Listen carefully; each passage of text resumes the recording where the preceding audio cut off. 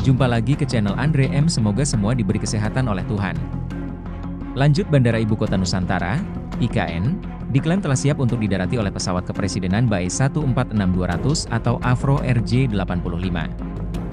Bandara Ibu Kota Nusantara, IKN, diklaim telah siap untuk didarati oleh pesawat kepresidenan BAe 146200 atau Avro RJ-85. Dengan demikian, Presiden Jokowi sudah bisa memanfaatkan bandara tersebut dalam kunjungan kerjanya pekan depan. Kementerian Perhubungan, Menteri Pekerjaan Umum dan Perumahan Rakyat, PUPR, Basuki Hadi Mulyono mengatakan, serangkaian uji coba telah dilangsungkan oleh Kementerian Perhubungan dalam memastikan kesiapan dan keandalan landasan pacu, runway, dok.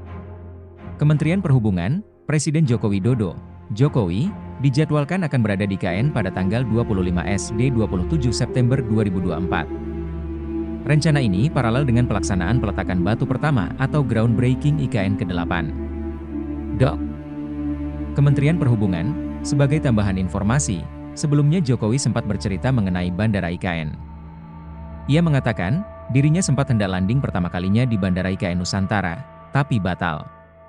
Jokowi mengatakan, sebelum dirinya mendarat, perlu ada percobaan landing dari pesawat-pesawat lain. Ia berharap Bandara IKN Nusantara segera bisa digunakan sehingga tercipta keramaian. Kementerian Perhubungan selain itu, TNI AU juga telah melaksanakan uji pendaratan take-off dan landing pesawat di Bandara Ibu Kota Nusantara, IKN, Kalimantan Timur pada Sabtu 21 September kemarin. Proses uji coba itu berjalan lancar dan sempurna. Tangkapan layar video TNI AU, lanjut Kementerian Perhubungan, Kemenhub, mengungkapkan kondisi terkini Bandara Ibu Kota Nusantara, IKN, di Kecamatan Penajam, Kabupaten Penajam Pasir Utara. Sebelumnya pihak Kemenhub sudah beberapa kali mengecek Bandara IKN. Juru bicara Kementerian Perhubungan Adita Irawati mengatakan, tahap verifikasi dan kalibrasi telah selesai dilakukan sehingga keamanan dan keselamatan penerbangan sudah dapat dipastikan. Verifikasi sudah dilakukan pada 8 hingga 9 September 2024, kemudian kalibrasi sudah dilakukan pada 10 September 2024. Dengan begitu, Bandara IKN sudah dapat digunakan untuk kunjungan kerja Presiden pekan ini, diujar Adita dalam keterangan tertulis, Rabu, 11 September 2024. Bandara IKN merupakan bandara yang digunakan untuk mendukung pelayanan kegiatan pemerintahan dan konektivitas di IKN. Bandara dengan runway sepanjang 200x30 meter ini, progres pembangunan terminal VVIP-nya telah mencapai lebih dari 90% dan terminal VIP hampir mencapai 80%. Jalan utama bandara yang nantinya akan menunjang akses dari dan menuju bandara hampir siap 100%. Sementara itu, pembangunan fasilitas penunjang berupa tower ETC, gedung administrasi dan operasional, serta gedung PKPPK terus dikebut. Pembangunan Bandara IKN menyesuaikan konsep besar IKN, yaitu berorientasi pada alam dan ramah lingkungan. Konsep desain bandara memadukan unsur kearifan lokal yang menonjolkan budaya Kalimantan dengan unsur modern. Sekian, terima kasih. Pembangunan Ibu Kota Nusantara terus berlanjut dan dikebut, semakin menunjukkan perkembangan signifikan dan menarik perhatian dunia internasional. Sejumlah negara dan lembaga internasional menyatakan minatnya untuk berinvestasi dan berkontribusi dalam pembangunan Ibu Kota Nusantara.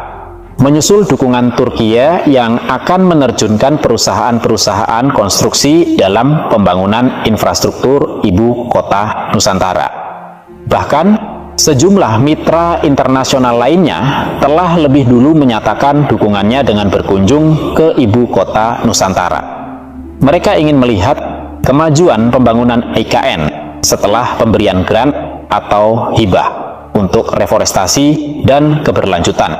Mereka adalah Inggris, Australia, Belanda, Norwegia, Finlandia, Jerman, Australia, Jepang, Singapura, Japan, International Cooperation Agency, Asian Development Bank, Asian Infrastructure Investment Bank, dan Islamic Development Bank, serta Tony Blair Institute.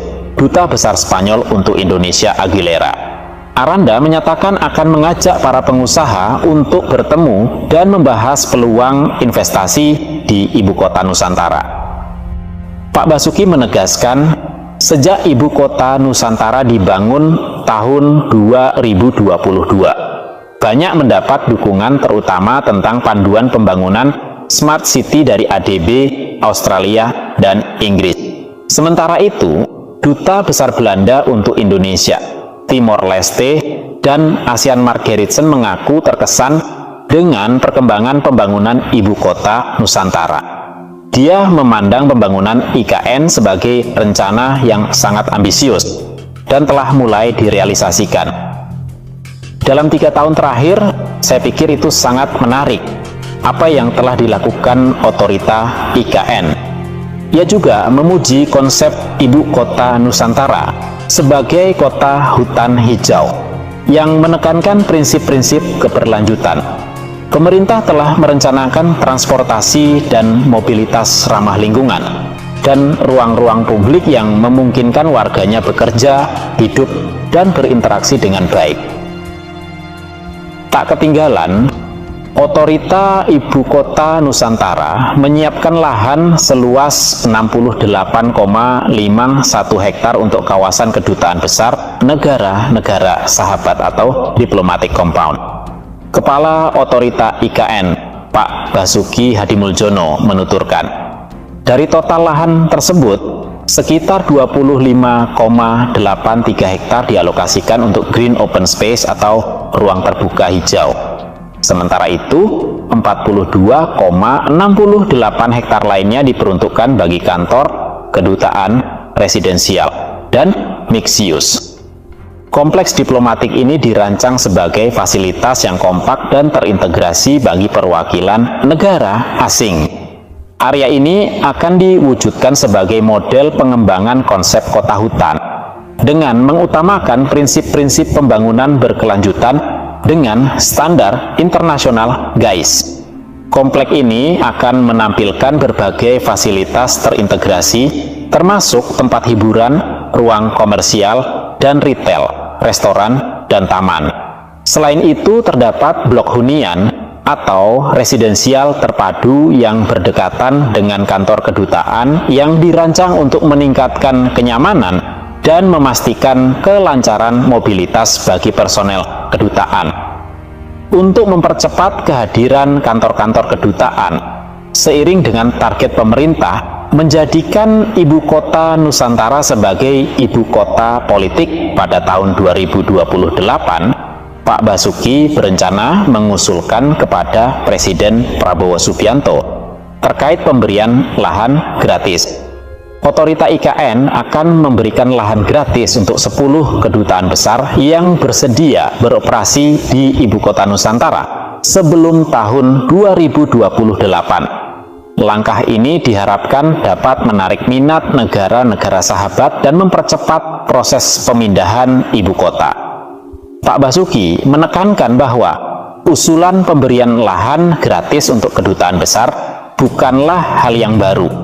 Ia mencontohkan beberapa kedutaan Indonesia di luar negeri yang juga mendapatkan lahan melalui pemberian, selain opsi pembelian.